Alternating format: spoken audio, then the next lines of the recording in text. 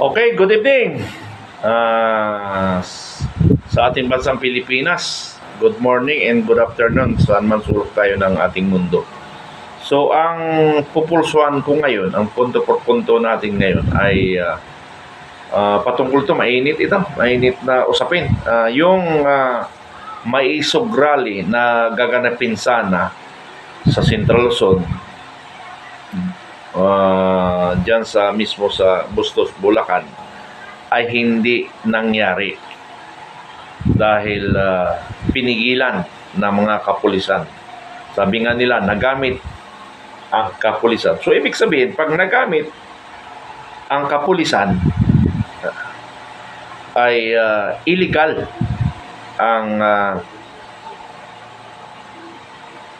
ang dispatch ng Philippine National Police kung nagamit. So, bakit nagamit? Bakit sila nagamit? Ano bang ibig sabihin?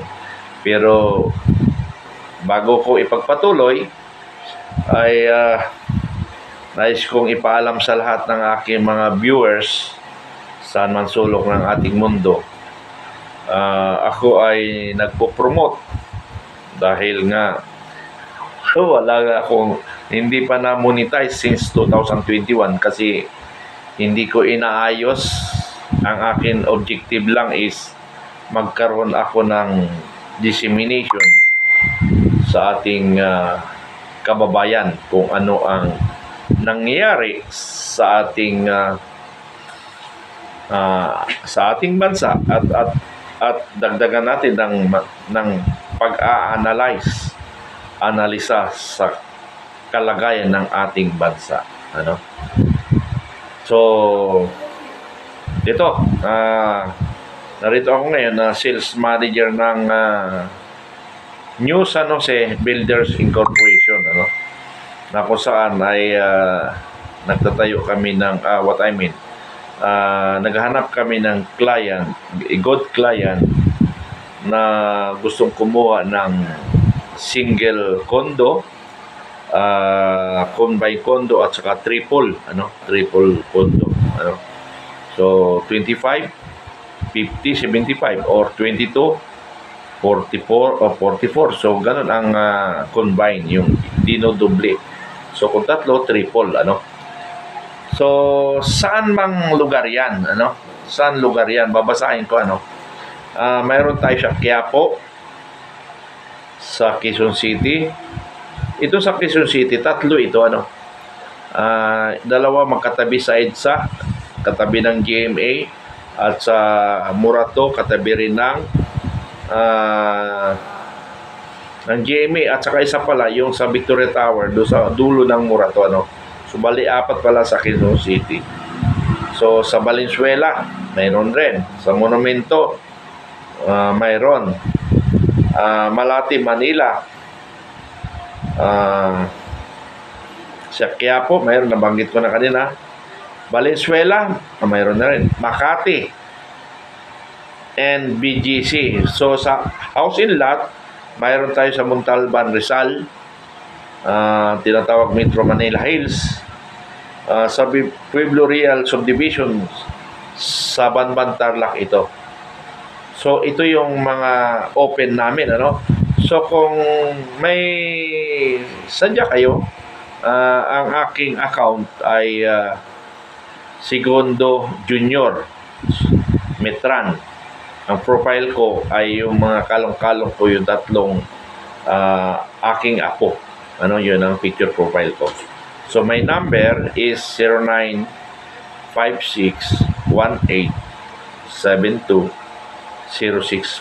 Yan po ang number ko. So kung mayroon kayong mga interest, i-chat nyo ako or tawagan ako. So ipagpatuloy ko, nagamit ang pulis dahil bakit nga ba harangin? Bakit nga harangin? Gusto lang mag-usap sa private na lugar. Private yun na nag-uusap. At peace rally. Walang masama doon. So kung hinarang mo, anyway, mayroon naman tayong batas na kung nagkaroon ng charges ang mga kapulisan o ang gobyerno, so ibig sabihin may illegal. Kung may illegal man o wala, pero hindi na tayo matawag na demokrasya na gobyerno.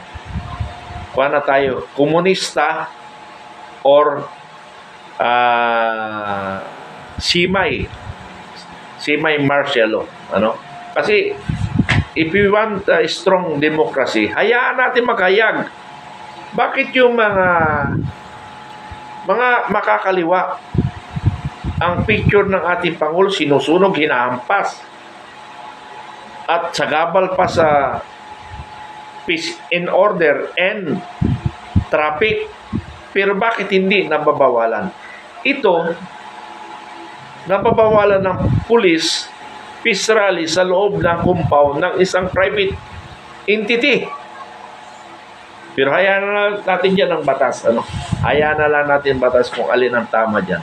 Pero ang pinag-usapan lang dyan, wala na tayo sa tinatawag na demokrasya, democratic way of government. Ano? So, ipagpatuloy natin. Ano? So, nangyari itong unang maisog rally sa Davao City. So, walang nagawa ang ating gobyerno dahil teritoryo ng ating dating Pangulong, Duterte. So, ang ginawa nila, sinabayan na lang nila ng rally.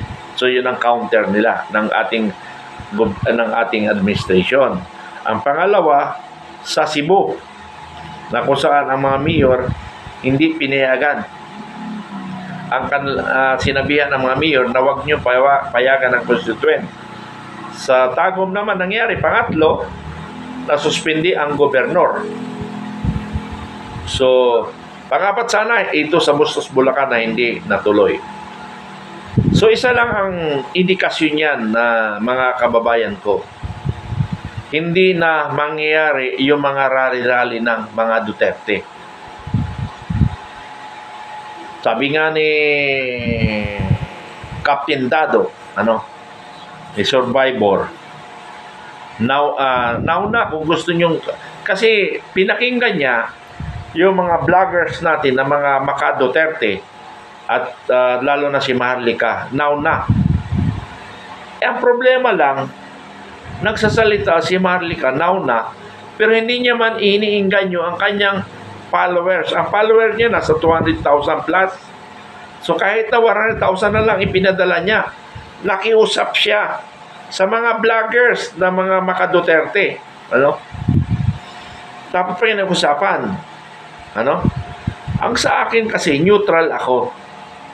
Neutral ang aking vlogs kasi makabayan nga. Marcos Duterte ako. Alin ang maganda, doon ako. Para sa ating bayan. So, balik tayo uli sa Maisog Rally. Maghanap na kayo ng ibang estratehiya na iba sa ginagawa nyo ngayon. Although, that's your strategy only to find out, to analyze kung mayroong mang taong nagko-cooperate sa rally at inaalam nyo kung ano ang magiging action ng ating gobyerno. Pwede rin yun. Another strategy, pinag-aaralan lang kung ano ang reaction ng taong bayan at saka ng ano ang magiging counter ng ating administration. So, pwede yun. Pero, siguro pare, kasi nga sabi ko nga, believe nga ako sa tactician na ating Pangulong Duterte. So, another strategy, pero mayroon silang mga main strategy. So, yung main strategy, hindi ko pa nakikita. Pero para sa akin, strategy, gamit itong left strategy, yung Maisog Rally, pero dapat evaluate yung mga leaders natin, coordinator, with secretly counting in every leaders to members. Yun ang gagawin natin ngayon. Kasi ngayon, hindi na talaga mangyayari ang ginagawa ninyong estratehiya. O ina-analyze nyo na lang para sa tamang panahon?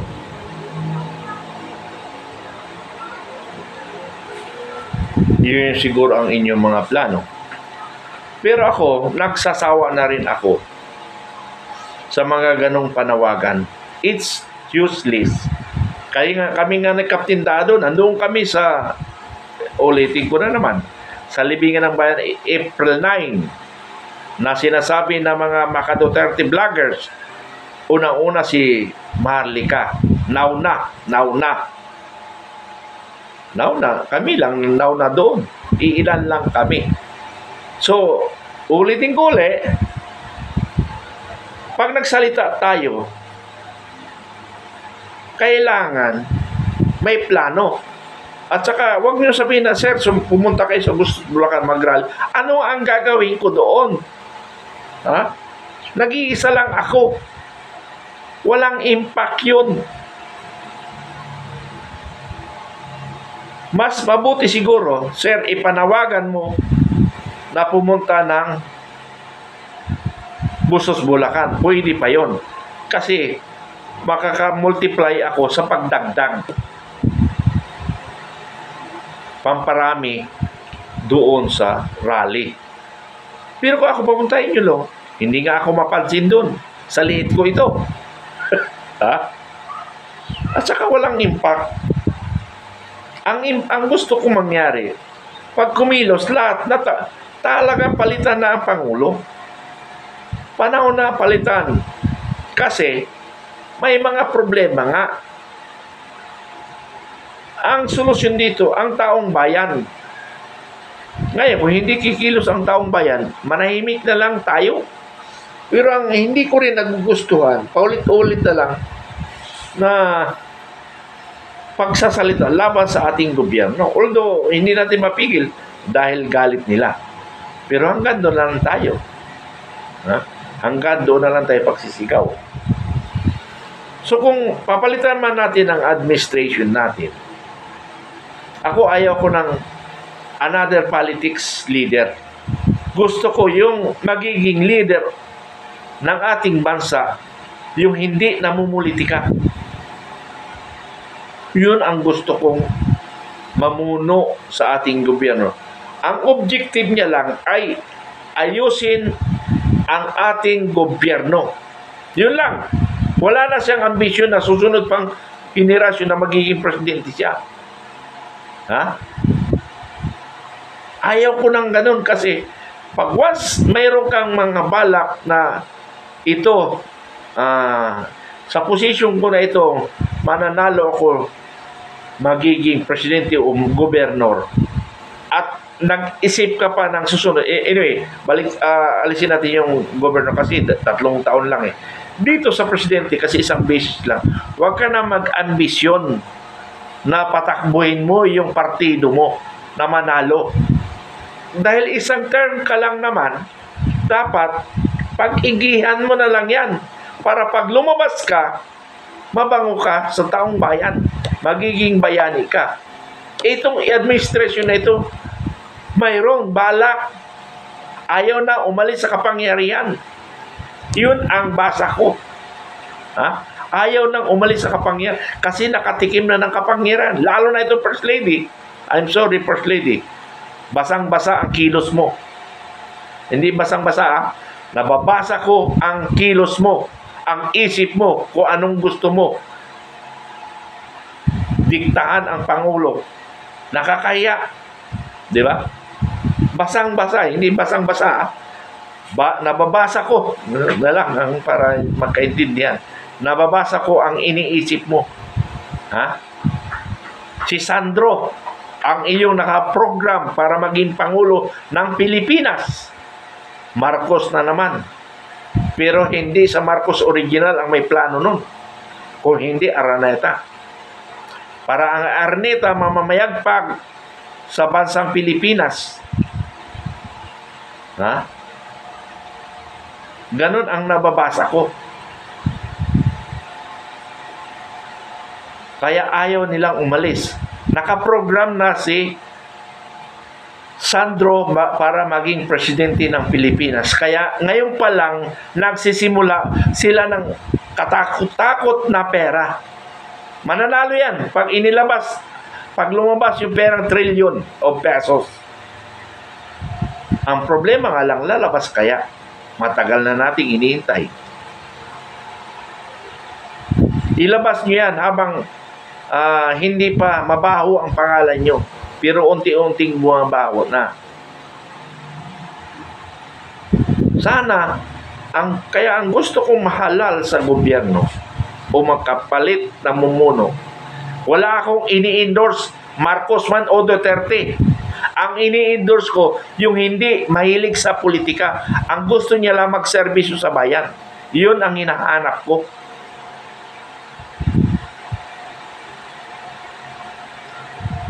Pero sabi ko nga, kay Inday Sara, wala akong masabi. Wala akong masabi sa kanya.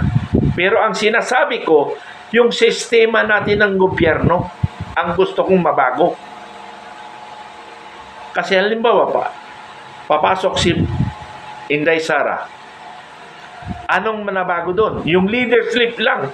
Pero yung leadership, mahirap baguhin ang sistema ng gobyerno. Tingnan mo si Pangulong Duterte. Warrior na siya, pero hindi niya nakaya. Bakit? Kasi democratic nga na tayo na demokrasya. Demokrasya tayo na sobra-sobra ang pagka-demokrasya natin. Kaya hindi niya nakaya. Halimbawa, yung sa drugs, hindi niya nakaya. Pinagtulungan siya ng opposition at saka oligarchs. So, hindi niya talaga nakaya. Yung corruption naman, hindi niya rin nakaya. Bakit? Utang na loob rin eh. So ano ang makikita natin sa sunod na magiging pangulo? Dati politician? Ganun rin yun. Ganun rin yun. Siguro sabi ko nga, itong si itong si SND, si Secretary Teodoro. Pwede pa yan. Pero naging congressman yata ito eh. Si Teodoro. Pero wala tayong controversial sa kanya na pagnanakaw. Kasi ang number one problema sa ating gobyerno, yung pagnanakaw. Katulad ng administration, number one na magnanakaw ito. Kasi nagkakalap sila ng pera para sa kanilang anak na si Sandro Marcos. Pero tandaan nyo hindi ang Marcos original ang nagpaplano kay Sandro. Kung hindi, ang nag-iisip yan, yung Araneta. Nagaman. Ang Marcos Junior. Hindi ito sa aking palagay, hindi ito walang iya. Sa aking palagay. Pero, siya, I'm sorry, inutil siya. Wala siyang bayag. Nagpapadikta kung ano man ang dapat idikta. Kaya nga kumikiling ang bangka natin eh. Dahil wala nga siyang bayag. I'm sorry, Pangulo. Yun yung basa ko eh. Yun ang basa ko. Ang basa ko sa Pangulo, malinis ang konsensya. Pero dahil nga sa dikta ng asawa niya, naging madumi ang konsensya niya na. At sunod-sunuran. Kumbaga hindi siya umalma. Hindi ito, maganda ito gusto ko. Ang First Lady talaga, ang pinaka-warrior. So, yun ang problema ng ating bansa. Tandaan ninyo. Yan yung problema. Dahil kaya nagkaganito tayo, dahil nga pinoprogram nila si Sandro Marcos. Narinig ko yan sa custom. Sir, pinapakalap kami ng pera para bumango ang pangalang Sandro. Naka-project ngayon bilang isang Senate President siguro. Itong darating na halalan, magtatakbong senador. Para sa sunod, it's either vice president or presidente na. Yun yung delikado. Lalong kiwang-kiwang, lalong problema ang ating bansa. Anong experience nila? Maging leader lang.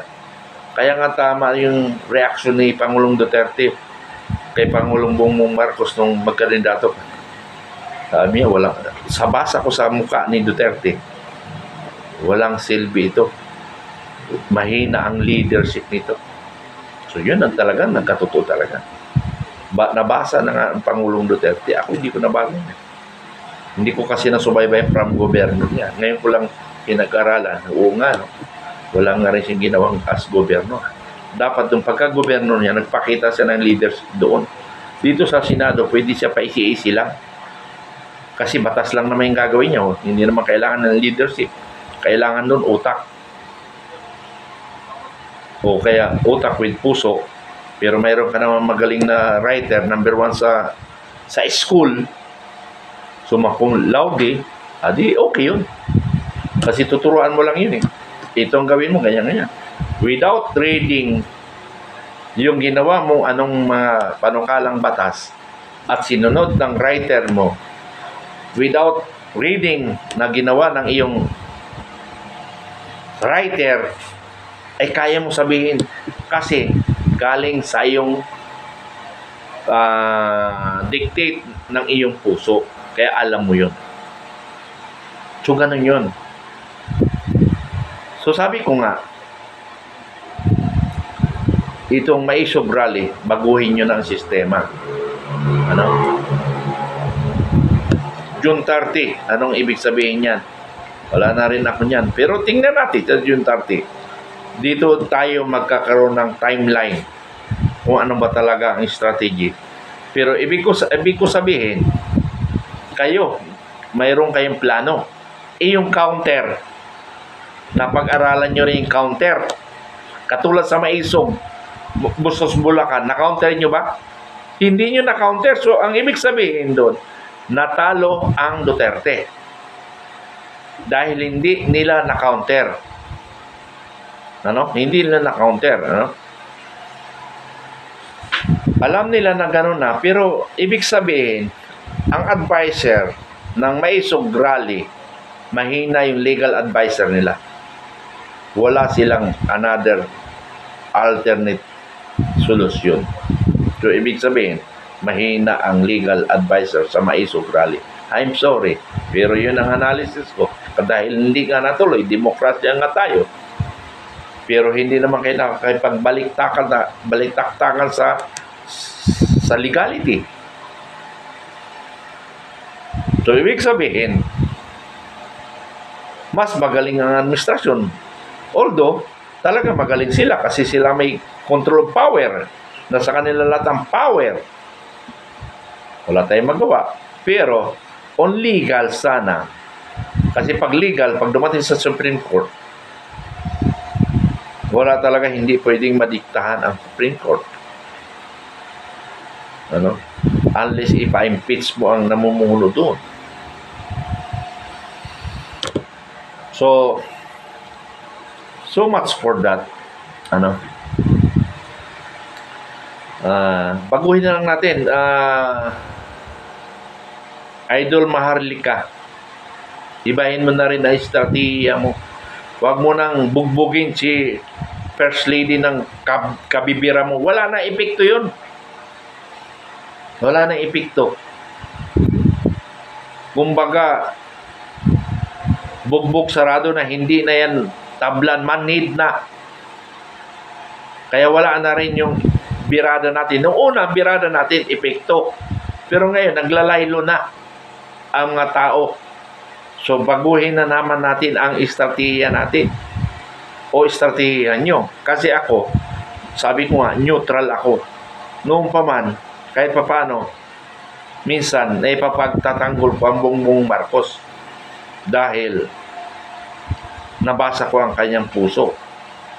Pero, kailanman, si First Lady, hindi ko yan kayang ipagtanggol kasi nasa kanya ang kadimunyuhan ng pag-iisip. Ano? Sorry. Karapatan ko lang ito bilang isang mamamayang Pilipino, bilang isang botante. Sinasabi ko lang ang aking naramdaman. Ano? Sinasabi ko lang ang aking naramdaman. Ang Pangulong Marcos, minsan ay pagtatanggol ko, pero ulitin ko, si First Lady, kailanman hindi ko kayang ipagtanggol yan. Kasi nababasa ko na ang kanyang maruming pag-iisip. Tingnan mo sa ngiti na lang. Sino magsasabi yung ngiti niya nakakatuwa? Ha? May padilaw-dilaw. Ganun eh. Loko yung mga kwan, ano? Loko yung mga media o kaya social media. Laging pinakagano'n. Ano ibig sabihin nun? Nahuli nung, alam mo, nakita ko yun, nung o-taking yata yun. May-report yung mga supporter niya. Kaya sinagot yun. Tapos, isa pang nakakatawa dito. Ano? Isa pang nakakatawa. Yung papunta yata sa, anong bansa yun? Hindi naman sa Japan yata. May iba pang bansa. Ayaw ko kung anong bansa yung pinuntahan niya na yung departure honor. Lumampas na siya eh. Nakaganong kay Inday Sara eh. Tapos bumalik pa. Nilamano si Executive Secretary Bersamin. Tapos sabay, hindi, nakakatawa. First Lady, ganun ang reaction. Tapos Diyos ko po ako. Ayaw ko lang. So, ganun. So much for that. Maisog rally. Wala na, naging maisog na. Naging matamlay rally na. So much for that. Sabi ko nga, ulitin ko, nandito ako ngayon sa condo business. Huwag niyo kalimutan. I-chat ako kung sino mang interesado. Paki-call lang yung mga kaibigan natin. So, ano yung mga natin, ang mga maraming maraming nabanggit ko naman ng lugar. Hindi ko na lang ipakita yung picture kasi ganun rin, alam nyo na yan eh. So ito yun ano yung mga building na ito. So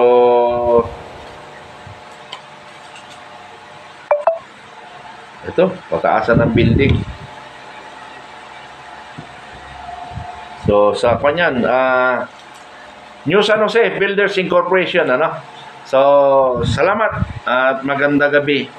Magandang gabi sa inyong lahat at sana ang ating bansa mag-isip-isip na kung ano talagang kahinatnan ng ating bansa.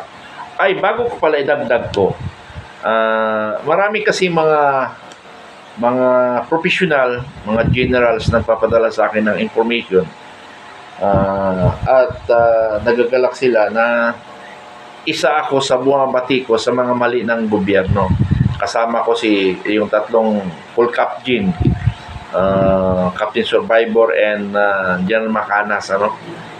Salamat General Pilisado Simusher, magandang gabi sa iyo. So sa lahat ng narito, dagdag ko nga pala, mayroon palang dagdag ako dito. Nag-i-import tayo ng mga isda galing sa ibang bansa. Ano na naman, anomalya yan? Ha? Nag-i-import na tayo ng isda hindi ko lang matatanda kung saan galing bansa yon. So ibig sabihin, wala na tayong isda sa ating karagatan o dahil nga sa West Philippine Sea problem. Dapat tayo mga Pilipino, kumilos na tayo. Nagiging pipi at bulag tayo. Magsalita tayong lahat kung ano ang nararamdaman natin. Ano? Kumilos tayo. Ang administrasyon ngayon, ang kinikilala nila, ang may pera. Pag wala kang pera, hindi ka kilala. Lalo na yung mga maraming nagsakripisyo na mga main in uniform personnel. Hindi ko hinangad na posisyon. Kung may hinangad man ako posisyon, doon sa anti-corruption. Dahil lahat ng corrupt pangahirapan ko. Pero kung other than that, hindi ako hawak ng posisyon, nakalagay sa resume ko, even without salary, tatanggapin ko. Kasi ang habol ko, pagbabago ng ating bansa, pagbabago ng ating lipunan. Yun ang habol ko, hindi pera. Sapat na ako doon sa aking pensyon. Ang mahalaga sa mga aking anak, hindi sila naghihirap. Yun lang. Maraming salamat. Magandang gabi sa lahat.